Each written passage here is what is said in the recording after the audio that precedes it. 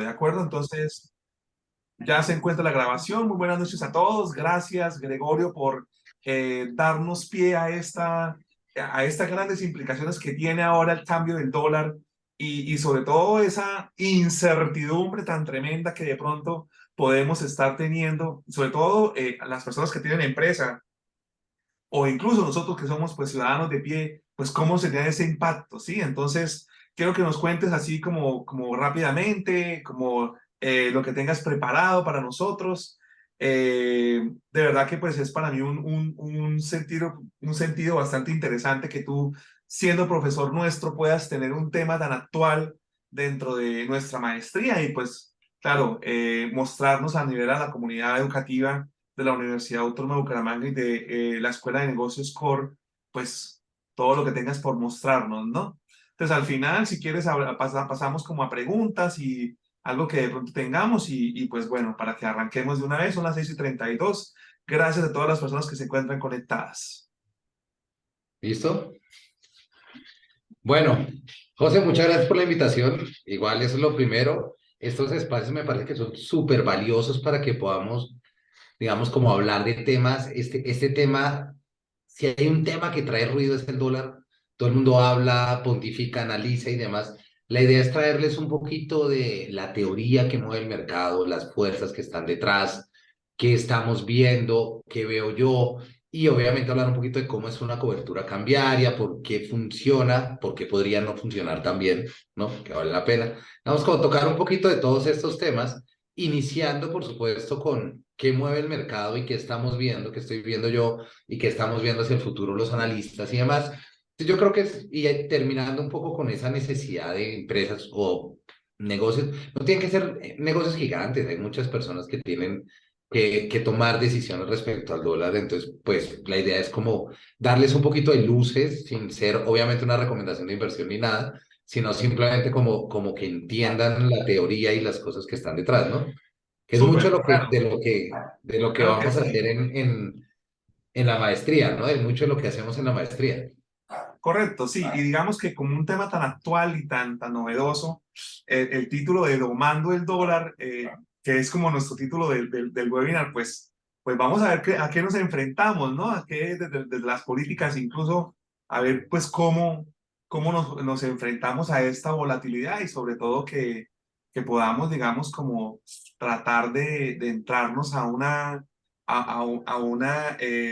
parte importante como los flujos de caja que tienen las organizaciones. Y pues bueno, ya puedes compartir pantalla si gustas, Listo, profesor Gregorio, y pues de una vez. comencemos. Estás viendo mi pantalla, ¿cierto? ¿Ya la están viendo ustedes Sí, ahí? correcto, correcto. Ya está viendo tu pantalla, entonces, Listo, pongamos esto como presentación. Bueno, domando el dólar. Ese fue el título que en realidad a veces parece, hay días donde uno lo ve indomable, meses donde uno lo ve indomable, en especial febrero. Este febrero nos ha cambiado un poco las expectativas y vamos a hablar un poquito de cuáles son las implicaciones de no cubrir el riesgo cambiario o de qué es el riesgo cambiario, qué herramientas tenemos para cubrir, como para entender cuando uno decide no cubrirlo y asumirlo, pues también entender qué está pasando en el mercado, ¿no? Entonces, yo siempre hago este análisis de la siguiente forma. Lo primero es entender obviamente qué mueve el dólar, pero al dólar lo mueven dos fuerzas, global y local. ¿Por qué? Entendamos una cosa y es, cuando hablamos del dólar, hablamos del mercado cambiario. El mercado cambiario es como un cruce de caminos. Es un cruce de caminos donde hay fuerzas que vienen de los exportadores, flujos que vienen de los importadores, inversionistas extranjeros, remesas, turismo y el Banco de la República, por mencionar algunos, así como los bancos comerciales y demás. Entonces, ante tanto ruido y tantas cosas, hay que empezar como a decantar un poquito qué fuerzas o qué cosas son relevantes para nosotros ver. De tal manera que hay que ver cuándo nos está pegando el dólar de afuera, es decir, cuándo el dólar se está fortaleciendo, debilitando afuera y por supuesto eso afecta a nuestra tasa de cambio y cuándo son efectos locales lo que me está moviendo el mercado. En 2023 vemos un peso con mayor volatilidad que el de XY. Entonces vamos a hablar un poquito de estas gráficas que tengo aquí al lado. Aquí en esta gráfica tengo el peso versus el dólar global. Este dólar global, que es el azul, está medido como el índice de XY. El índice de XY es un índice que mide una canasta de 5 monedas desarrolladas, de países desarrollados, contra el dólar. ¿Qué quiere decir? Es básicamente una noción o un punto benchmark de referencia de si el dólar se fortalece o se debilita. Cuando este índice va subiendo, el dólar se fortalece. Cuando este índice cae, el dólar se debilita a nivel global, lo que nos permite ver la relación también de nuestra moneda con él. Aquí vemos, digamos, en anaranjado están las tasas de cambio del peso dólar en ambos, en el anaranjado en ambos. Aquí está el petróleo Brent, que también tiene una incidencia importante que ya la vamos a explicar. Y esta línea roja marca inicios de 2022, no, 2023, perdón. Con esto en cuenta, digamos que lo que empezamos a notar es un enero con una caída importante, pero un febrero donde desandamos todo el camino.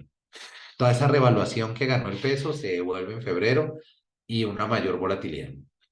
Entonces, lo primero es notar que en esta parte el, estamos viendo movimientos parecidos, similares en el de XY en el dólar global.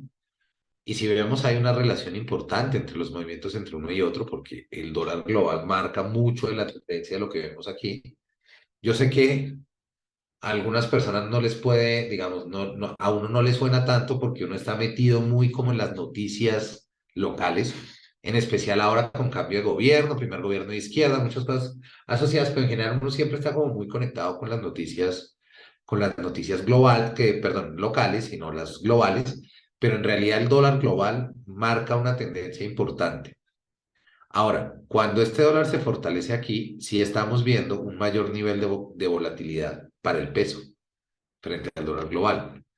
Quiere decir, ¿está moviéndose en el mismo sentido? Sí, pero lo está haciendo en movimientos mucho más bruscos nuestra moneda. Entonces hay que entender en qué momento el ruido local o las condiciones locales nos están afectando. ¿Qué estamos viendo en esto?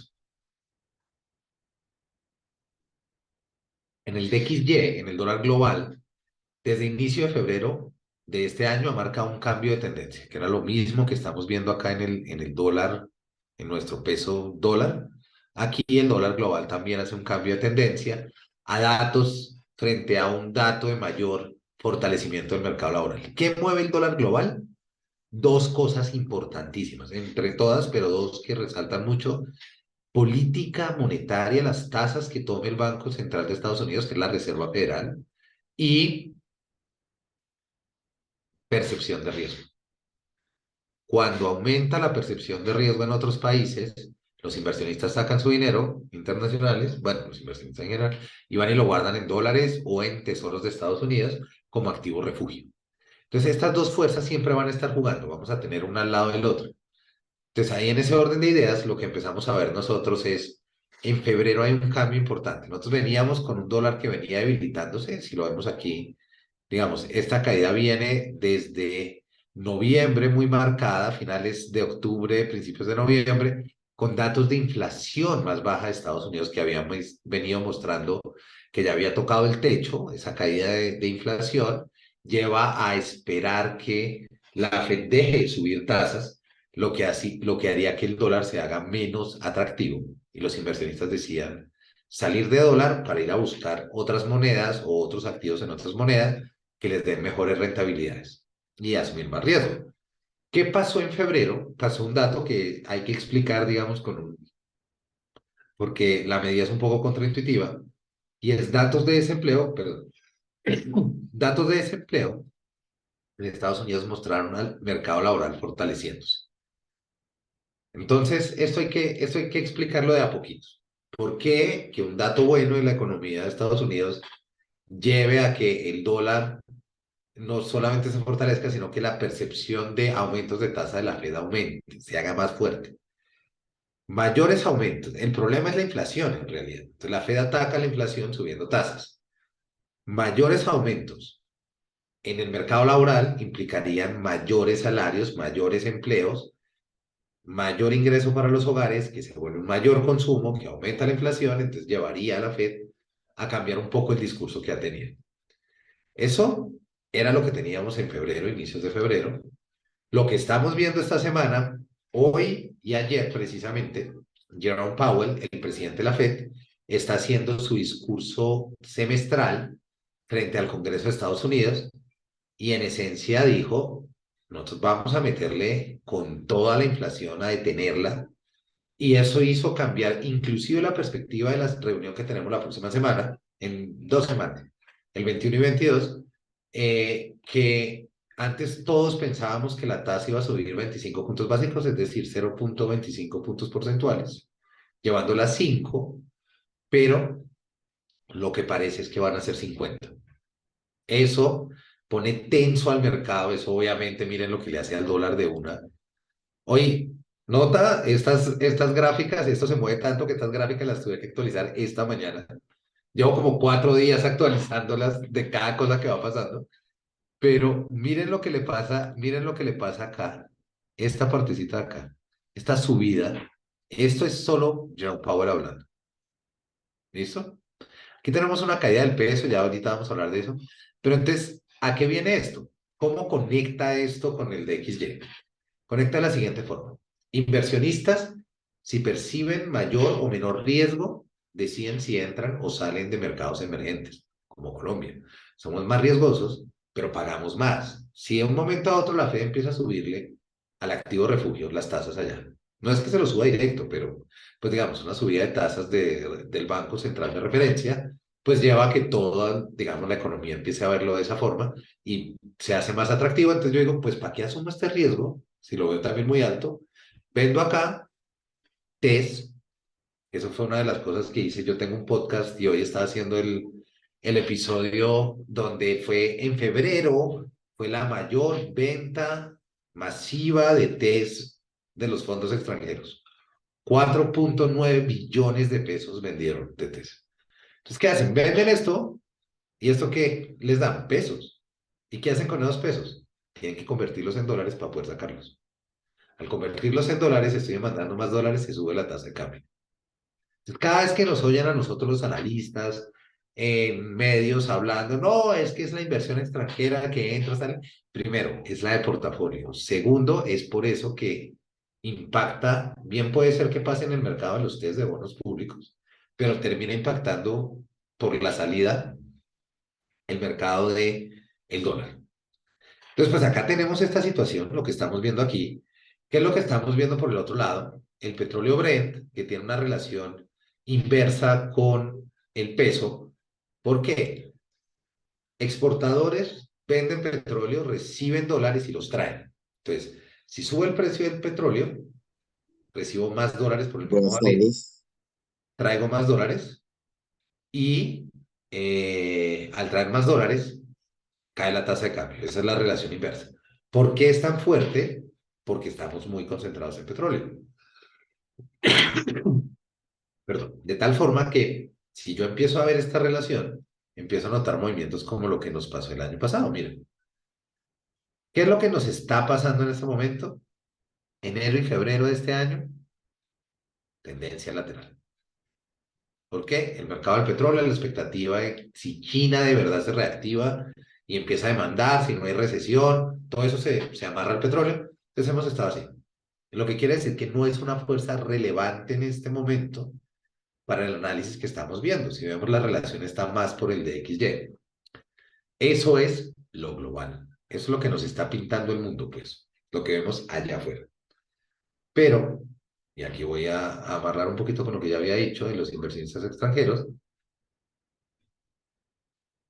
Bueno, y vuelvo a hablar de las tasas que ya lo había mencionado. ¿Qué pasa con lo local? Eso es lo que todo el mundo se está saboreando a que lleguemos a hablar. Entonces, lo local nos muestra esto. Te escribí también esta semana, he estado hablando bastante en los CDs, esta semana escribí también que yo tengo una columna en Forbes, entonces lo escribí en esta relación, realmente esta gráfica está en esta columna. Lo local que es, les voy a dejar acá abierto las tres cosas. ¿Cómo podemos medir el riesgo local? Así como cómo medíamos el dólar internacional global, el índice XY. ¿Cómo podemos medir la percepción de riesgo local sobre lo local, pues, a través de un instrumento financiero que se llama un CDS, un Credit Default Swap? Credit Default Swap es un instrumento que me dice, Si usted compra un bono de Colombia, digamos, yo compro un bono de Colombia de 10 años, a mí uno de los riesgos que yo enfrento es el riesgo de incumplimiento.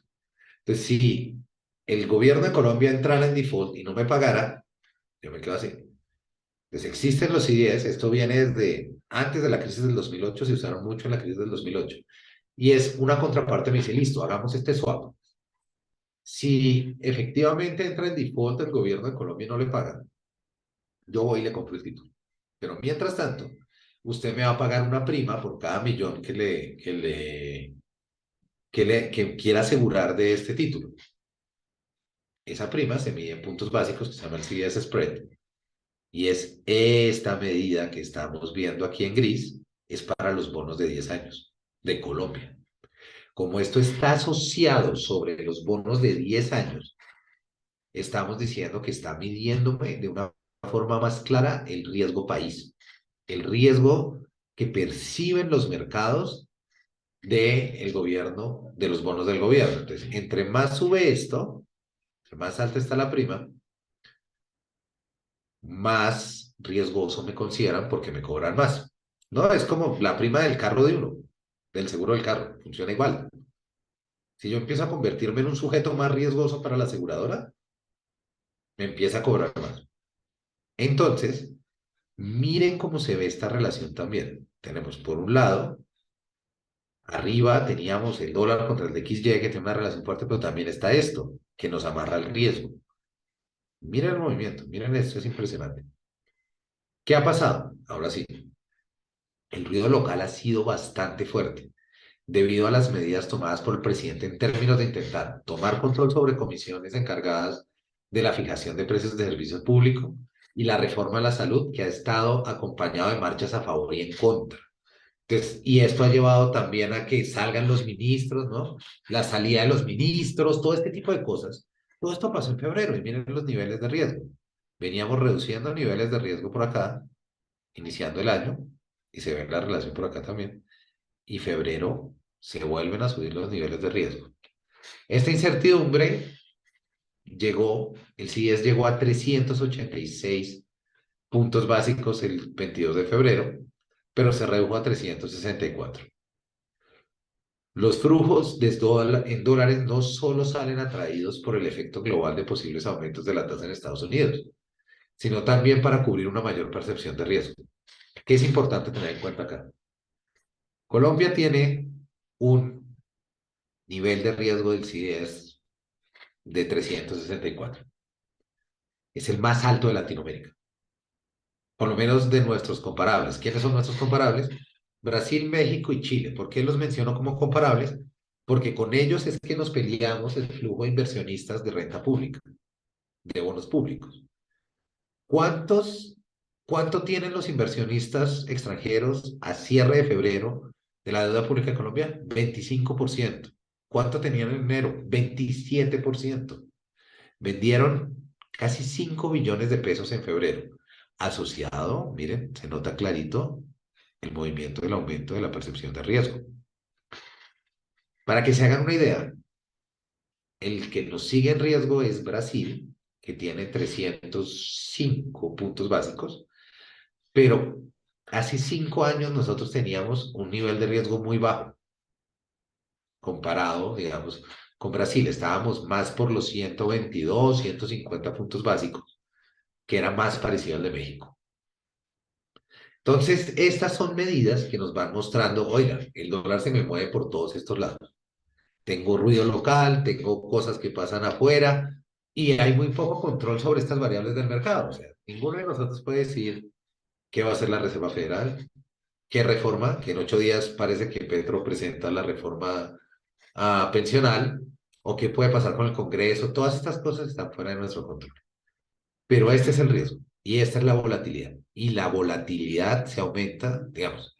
Tenemos una tendencia por mercados internacionales, pero una volatilidad clara por mercado local.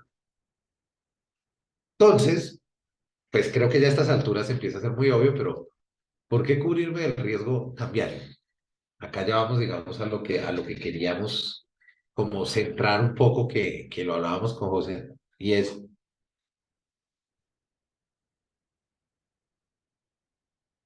Si yo tengo algún nivel de exposición al riesgo cambiario, tiene sentido para mí cubrirlo. Si no tengo ninguna, pues no estoy expuesto a ese riesgo. Punto. Punto es que hay que saberlo muy claro. El exceso de volatilidad puede afectar el PIG de la compañía. Si yo importo cosas de China y pago en dólares,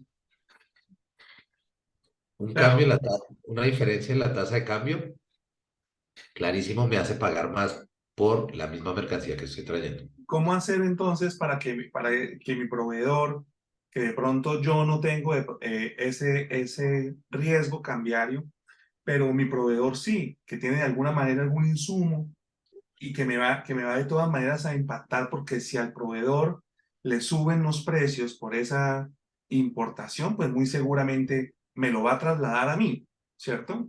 Ese es el caso perfecto de lo que hemos visto del aumento Ujú, en la comida. Cuando a uno le dicen, no, es que Colombia cultiva de todo. Claro, pero todos los agroinsumos vienen de afuera y claro, todo hay que pagar en dólares.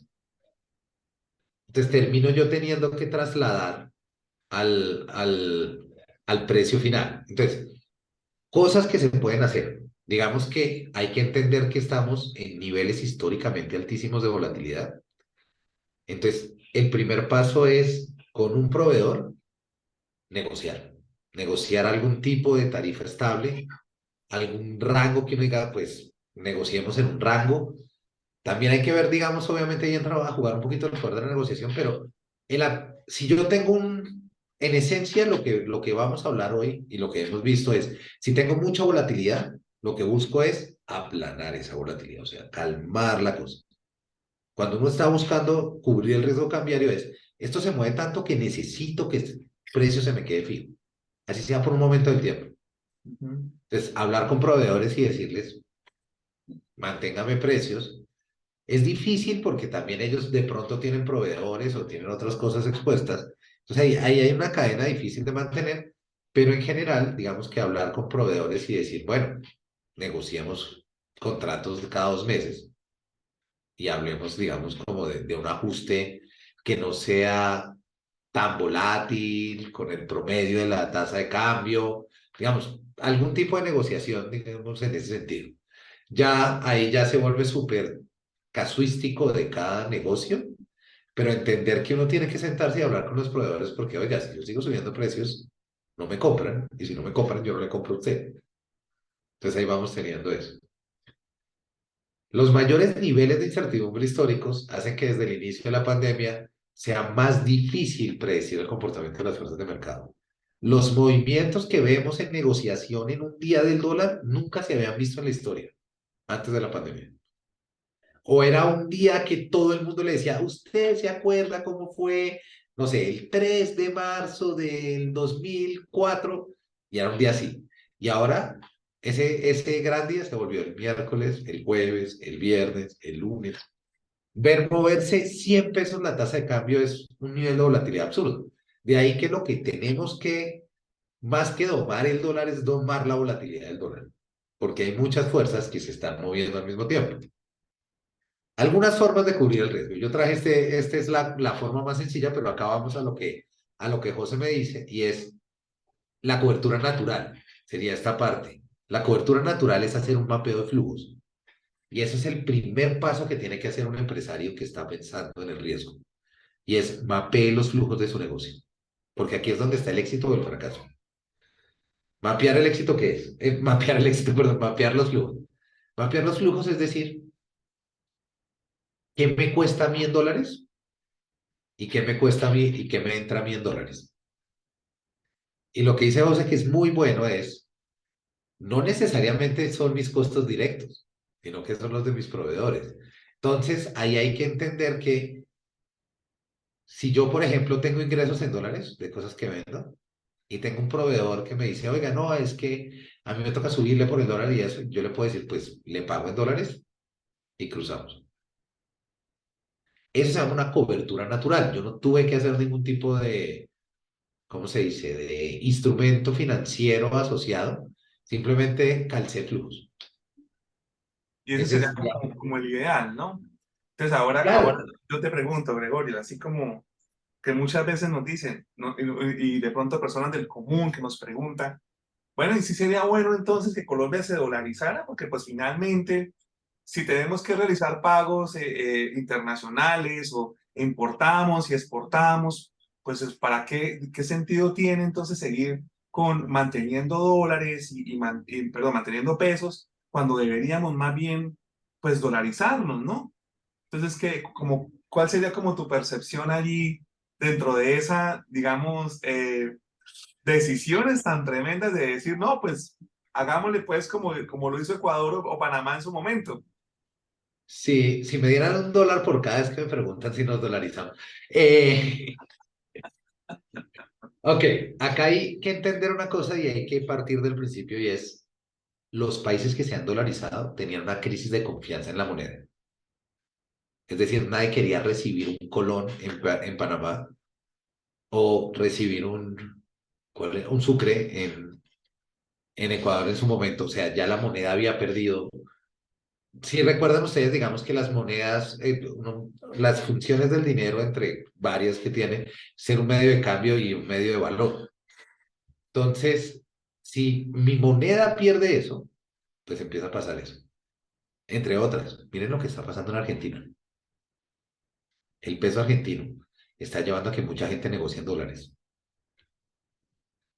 Eso es un anticipo de o tener que reinventar otra moneda o tener que dolarizarse. Al peso colombiano no le pasa eso. Ya. Es lo primero que hay que entender, digamos, como el calibre de la vaina. Y normalmente esas pérdidas de valor de las monedas están asociadas con hiperinflaciones, con unas cosas difíciles de manejar, como el caso que te cuento de Argentina, inflación de 98%. Es una cosa que te afecta todo el poder adquisitivo. Ahora bien, si nosotros decidiéramos dolarizar, tenemos otra cosa que va en contra desde mi punto de vista y es el Banco de la República solo puede tomar decisiones, o los bancos centrales, cambiando la cantidad de dinero en la economía. Inyectan o sacan dinero vía tasas, compras de títulos, repos, más, digamos, diferentes herramientas. Si yo decido que no voy a tener pesos sino dólares, me amarré a lo que la Reserva Federal diga por allá arriba y entonces el Banco de la República se queda sin herramientas para controlar la inflación. Mm. Sí, se pierde un poco la soberanía allí, ¿no? Porque Que pues, es, fíjate que es que ni siquiera hay que buscar un ejemplo así todo extremo, sino pues un ejemplo claro de países que funcionan así es la zona euro. La Unión Europea, todos los países dijeron, listo, estamos todos dispuestos a renunciar a nuestra política monetaria porque vamos a crear una moneda única que va a tener un centro único aquí en Europa. Y listo. Es, digamos, otra aproximación. sí, Pero en ese ejercicio hubo países que perdieron y ganaron. O sea, el claro, marco alemán perdió poder, mucho poder. mucho. Eh, la, no sé, La lira italiana. la lira italiana, esa sí le fue re bien. Entonces, Italia es el más latino de todos. Entonces, digamos que tenemos esos componentes. Entonces, la dolarización tiene unos componentes importantes y además es un argumento técnico difícil de vender. O sea, el de ¿por qué no dolarizarnos? Les suena a uno re lógico, pero hay Claro, unas cosas que nos pueden reventar en la cara por no hacerlo. claro. Entonces, digamos que ahí hay que tener muy en cuenta que creemos que funciona para cada lado. Y Y bueno, también la otra parte, dime. sobre todo porque, por ejemplo, nosotros que estamos tan cerca a nuestros vecinos y que ya pues Venezuela está abriendo fronteras y están tratando de que nosotros volvamos nuevamente, digamos, a realizar de alguna manera comercios bilaterales con ellos, pues con unas inflaciones tan tremendas que mantiene Venezuela y que ahora pues prácticamente la moneda que ellos están negociando son en dólares, ya no, Claro, o sea, si tú fueras a negociar con un venezolano, o sea, con una compañía en Venezuela, ¿le recibirías bolívares? no, no, por supuesto que no. Entonces, o sea, Venezuela está a un paso, o sea, comercialmente ellos están recibiendo, y adentro de Venezuela están recibiendo mucho dólar. Sí. Ese ha sido, am, hay unos casos interesantes de cómo hay compañías que sobrevivieron, de compañías de supermercados y demás, porque se adaptaron muy rápido a usar el dólar como forma de compra y venta. Entonces, pues eso es lo que pasa, al final es una crisis de confianza en la moneda. Y si la moneda de uno es fuerte y ha sido fuerte históricamente, Colombia nunca ha cambiado de moneda, hemos tenido pesos siempre. Mientras uno mira la región, ha habido el sol, el nuevo sol, Nuevo el no sé sol, qué, los peso intis. mexicano, nuevo el peso pe- mexicano. exacto, el real y antes, ¿cuál era el que estaba antes del real? Cruceros. Cruzeiro. Entonces, o sea, eso hay un montón. Colombia nunca ha tenido que cambiar su moneda. Ni siquiera le hemos tenido que quitar ceros. Mm, total. Entonces, esas son cosas que me parece que son relevantes como en la perspectiva histórica de la discusión. Bien. La otra parte para hablar de coberturas ya digamos es un poco más sofisticada, son los derivados financieros y ya es un forward, opciones o swaps. Bueno, swap ya les hablé del CDS, pero hay swap de monedas donde yo digo, tengo una deuda en dólares, usted tiene una deuda en pesos y nos conviene que yo pague en pesos y usted pague en dólares, entonces ahí se hace un swap. Estos ya son instrumentos que son regulados a través de intermediarios financieros. El forward y los futuros también, es decir, comprar dólares a una tasa en el futuro, una tasa fija de cambio.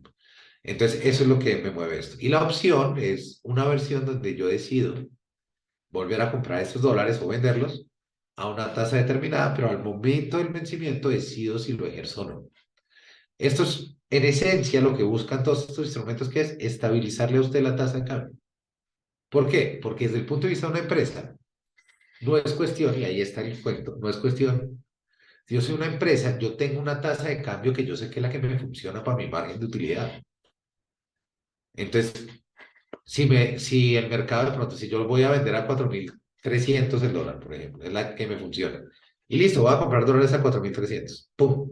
Y el mercado está en 4.500, sí, hubiera podido haber ganado. Entonces, lo que muchas compañías hacen es fijan una parte a un dólar fijo con un contrato y otra parte la dejan así fluctuante como para no perder ninguna oportunidad. Pero también fíjense lo que estamos viendo en términos de la negociación del dólar. Entonces, esto es como en esencia lo que yo diría en términos muy generales de cómo abordar esto, pero al final del día es entender los flujos del negocio. No tiene que partir de ahí. Y para uno simple de paisano, por ejemplo, ¿están seguros que no están pagando cosas en dólares? ¿Están seguros que esa comprita que hizo en Amazon con tarjeta de crédito no le está cobrando 44% más el dólar? ¿O está seguro que no está afiliado a algún tipo de servicio en Internet que le cobren dólares? Ujú, ujú. Eso es, y a las empresas les pasa. Hay casos famosos, que uno no puede contar quiénes, pero hay casos famosos de empresas que quisieron hacer una cobertura y cubrieron sus ingresos para vender los dólares y no se dieron cuenta que tenían costos en dólares. Entonces dejaron los ingresos fijos como por 4 años y sus costos empezaron a subírsele porque nunca los había cubierto. Entonces, lo que hubiera podido ser una cobertura natural súper simple, se les volvió un desastre financiero en términos de sus costos siguieron subiendo y sus ingresos se quedaron fijos. Entonces, eso era, en resumidas cuentas, lo que les quería traer hoy, en una versión como muy resumida de todas las cosas que hacemos y Entonces, analizamos. aquí hay una pregunta de un estudiante mío que ve pues, finanzas internacionales. Dice, profesor, ¿cómo así que pago en dólares? Es decir, cuando estábamos hablando de si tú tienes que realizar pagos en dólares y recibes dólares, ¿cómo así que pago en dólares? O sea, eso de pronto quería como que tú lo pudieras explicar un Como poquito simple más. paisano, como Y un de la colombiano a cobertura pie, natural, correcto, sí. Ujú. la tarjeta de crédito. Voy y compro algo en Amazon, no en Amazon de Colombia, sino en Amazon de afuera. Como para poner un ejemplo súper del común. Voy y compro, no sé ustedes, a mí me encanta leer en Kindle. Entonces tengo un montón de libros y yo realmente me como los libros. Cuando yo veo el siguiente libro, lo compro, ¡pum! Pero estoy comprando en dólares. Me lo carga en la tarjeta de crédito a una tasa de cambio específica de ese día. Entonces, ahí, cuando le aparece a uno, o sea, uno compró en dólares y le salta el letrerito del celular como, usted ha hecho una compra de tanto. Esa, digamos, me parece que es como la más, pues yo la siento además en carne propia, pero hay, no sé, cosas como, bueno, ahora ya todo se paga en pesos, pero por ejemplo los streamings o cosas, hay a veces servicios que están amarrados a las tarjetas de crédito, pero están cobrados en dólares. Sí. Ese es el que hay que ver, hay que comparar. Bueno, por aquí hay una mano levantada, Luis David. Cuéntanos. Hola Gregorio, hola José, ¿cómo están? Espero que estén muy bien. Tengo dos preguntas como tal. Eh, la primera pues va como de la mano a ese tema de los derivados. Yo sé que eso va muy de Sí, la mano a la casuística y a los casos puntuales de cada empresa, pero ¿cuáles serían pues esos factores determinantes generales cuando uno va a coger un swap, un forward, una opción, ¿cierto? Y el otro es, ¿cómo ven ese tema de los dólares digitales? Janet Yellen, pues la verdad sí es muy detractora de estos dólares como tal y el gobierno estadounidense está como en la persecución de eso, pero la economía en síntesis y la gente los está adoptando muy bien, por ejemplo, ejemplos como Binance, como Crypto y otras plataformas. Entonces, ¿cómo lo ven ustedes? ok. Bueno, el asunto de los derivados, digamos, a nivel local son costosos. Entonces, por eso normalmente suelen ser de los productos que organizan empresas grandes a través de los bancos, que ya son clientes grandes de los bancos. Entonces, el banco les organiza eso porque hay que pagar comisiones y demás. Lo que más se mueve acá son forwards. En realidad, hay opciones, hay swaps, pero el mercado aquí está muy concentrado en forwards. El instrumento se pueden hacer futuros en la bolsa. La diferencia entre un forward y un futuro es que uno es estandarizado y se negocia en bolsa y el otro no. Eso por ese lado, digamos que yo pensaría que para muchas compañías lo que ha bloqueado un poco es el tamaño, ¿no? Que el mercado no sea como tan accesible para todo el mundo. O que simplemente el costo, hay un punto donde uno dice, esto me sale tan costoso que prefiero asumir el riesgo. Digamos que ya es ahí por ese lado. Lo del dólar digital, eso hay que, digamos, hay que entenderlo bien y hay criptos, hay stablecoins y hay monedas digitales. Son, digamos, tres niveles, porque ahí mencionaste varias cosas. Entonces, criptomonedas están negociadas, digamos, en unas plataformas específicas y tienen un problema de falta de regulación, que es por eso que también muchos gobiernos y demás están así, y lo vimos ahorita con la quiebra de FTX y con todo lo que pasó, que no estaban reguladas y entonces, por supuesto, sus administraciones del riesgo no estaban bien.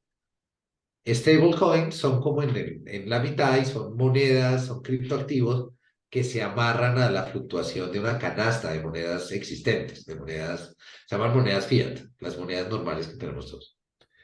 Y el dólar digital, pero la Fed sí está trabajando en cosas de dólar digital. El dólar digital es realmente un dólar común y corriente, la diferencia es que se negocia digital a través de las plataformas. A mí particularmente me parece que el dólar digital o las monedas digitales, esto es una evolución natural que tienen estas monedas.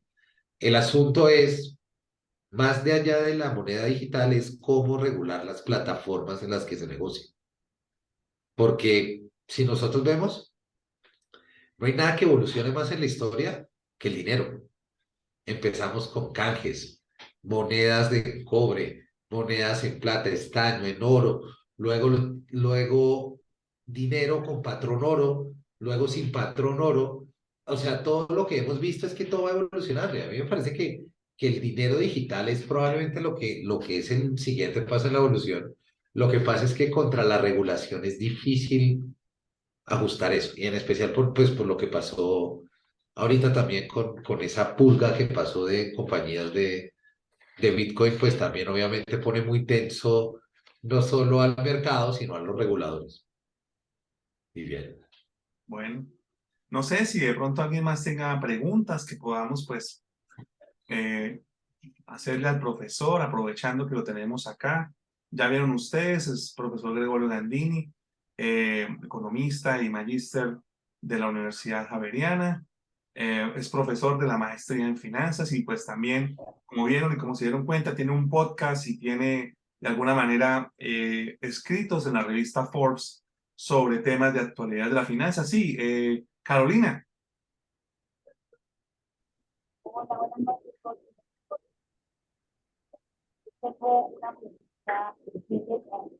no, casi no se te entiende, Carolina, se escucha muy lejos y no se te alcanza, pues digamos, como a entender muy bien. Si puedes, Ok, creo que, no sé. Gregorio, ¿me escuchas?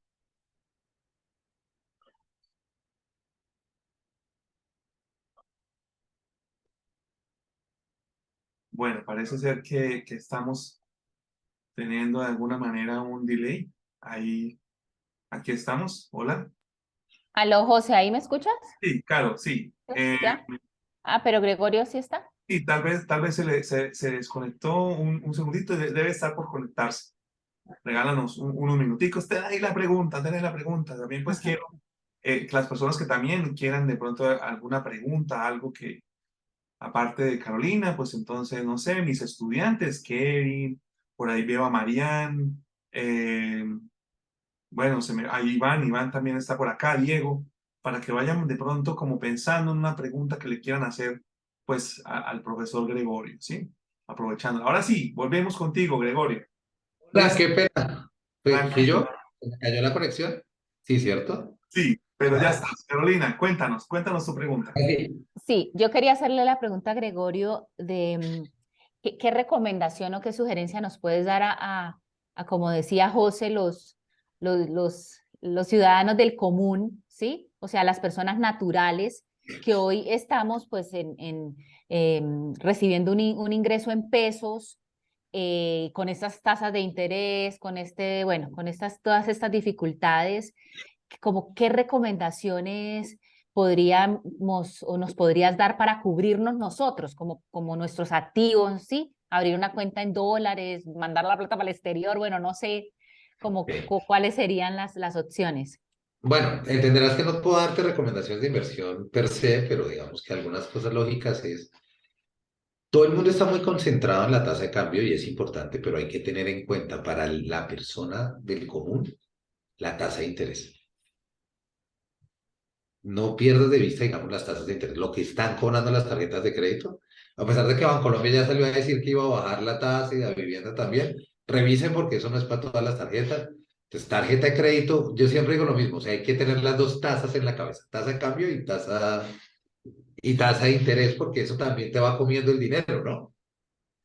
Entonces, lo primero es, hay productos de inversión. Yo siempre lo que sigo es, si no va a invertir algo que sea con un vigilado de la superfinanciera para que si algo te pasa puedas ir y decirle a alguien que hay productos de inversión y ahorita se están moviendo mucho en los vigilados de la super para abrir cuentas afuera o invertir en, por ejemplo, fondos de inversión colectiva, los TICs. Eh, Esos fondos, algunos dicen, por ejemplo, acciones de Estados Unidos, bonos, acciones de Estados Unidos. Pero todo lo que tú quieras hacer en términos de inversión tiene que ir primero acompañado y por eso lo hacen los vigilados de tu perfil de riesgo, de qué tanto estás dispuesta a arriesgar el dinero y en qué lo quieres poner. Una cosa es una cuenta de ahorros que no te va a pagar nada, otra cosa es un fondo con mayor riesgo que te puede pagar más, pero tiene más riesgo.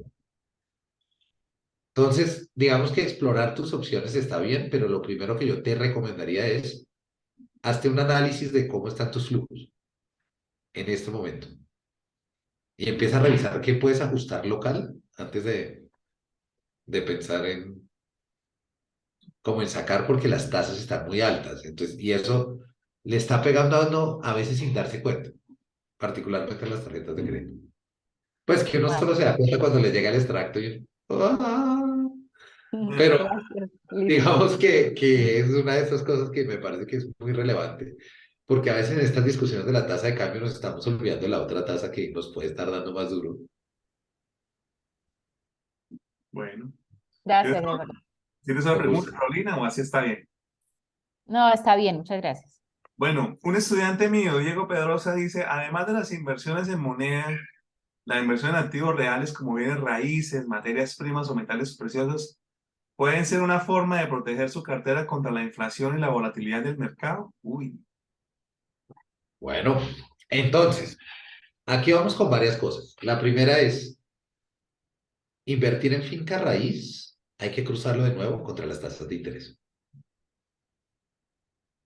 teóricamente uno podría mantener, digamos, esas suelen ser coberturas. El oro suele ser una cobertura también del dólar. El problema que tenemos es que el oro está históricamente altísimo.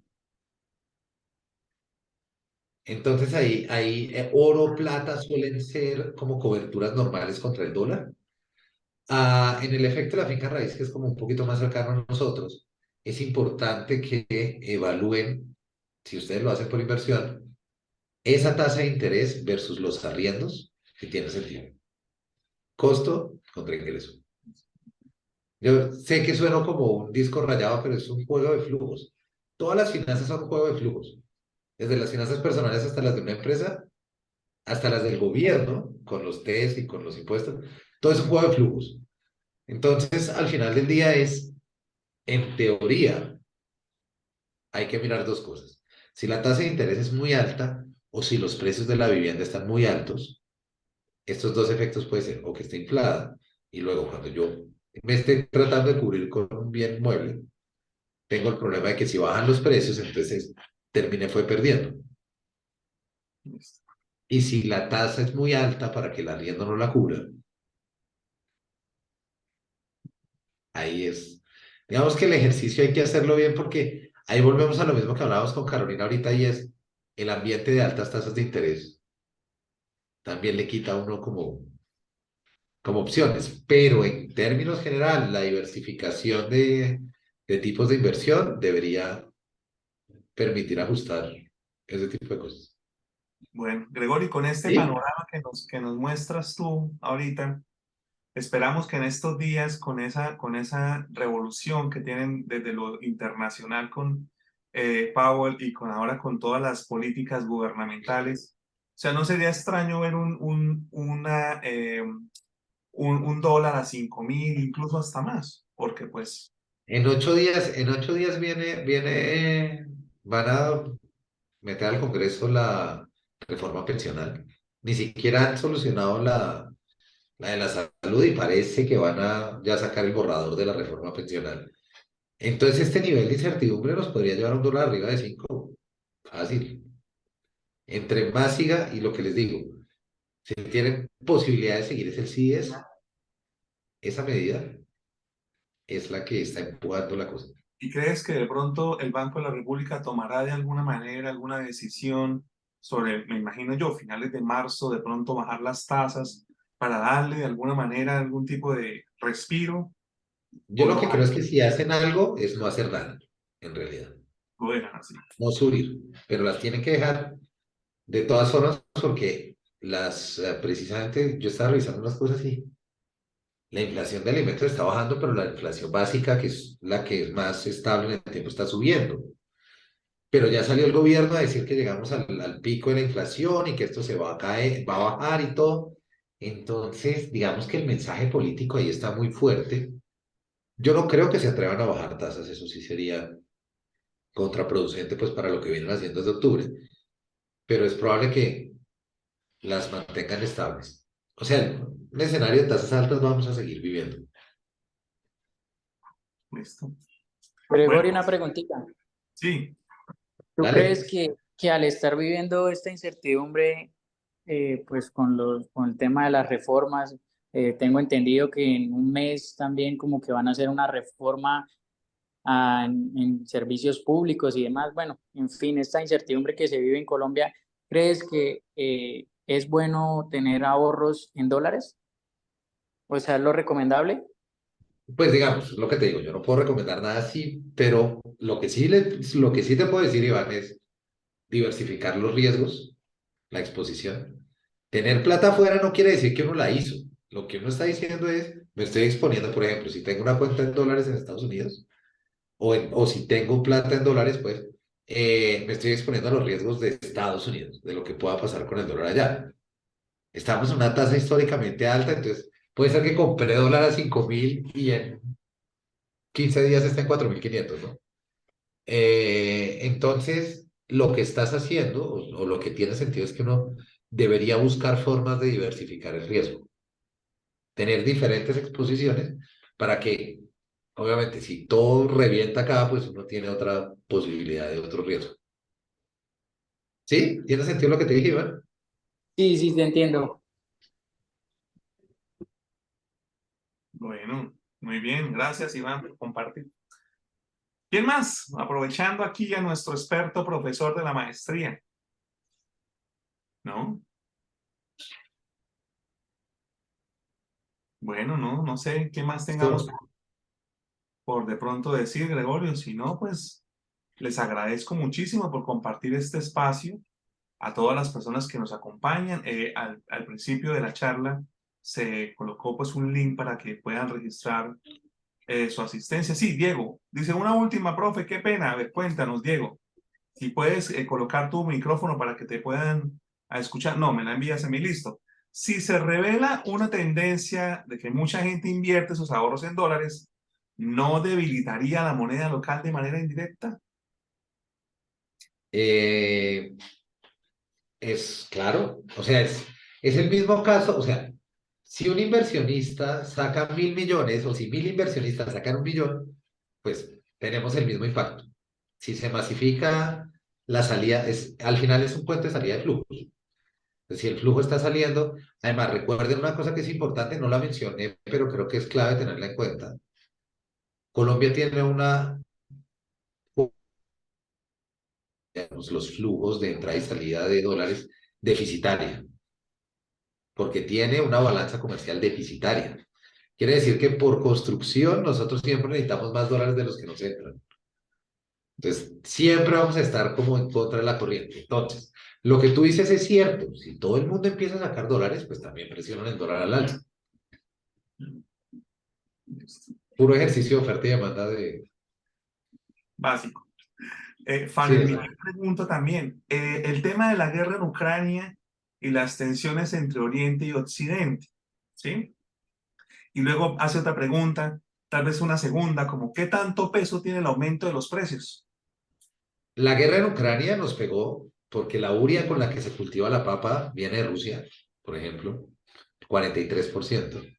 Entonces, ese tipo de cosas tienen impacto también en los precios vía los commodities, vía el gas, el petróleo, porque ese cuento de que nosotros estamos blindados a los precios internacionales no es cierto. Y los aumentos que han empezado a hacer de precios de la gasolina, por ejemplo, vienen amarrados a los precios internacionales porque en el segundo gobierno de Uribe se montó el Fondo de Estabilización Petrolera, que a mi modo de ver fue un error de amortiguar el precio de la gasolina para que no subiera. Y ahora que lo han tenido que desmontar, porque ya no aguantaba más, pues ahora sí estamos sintiendo esas cosas que son el impacto internacional. Entonces, por supuesto, el aumento del precio del petróleo se vuelve un aumento en precio de gasolina y nosotros no cubrimos nuestra demanda de gasolina completa. Entonces, ahí entra, pero también entra por otros lados de lo que les digo, de los agroinsumos que vienen de Rusia, siempre es un componente importante. Vale. Bueno, no sé qué otra pregunta de pronto tengamos.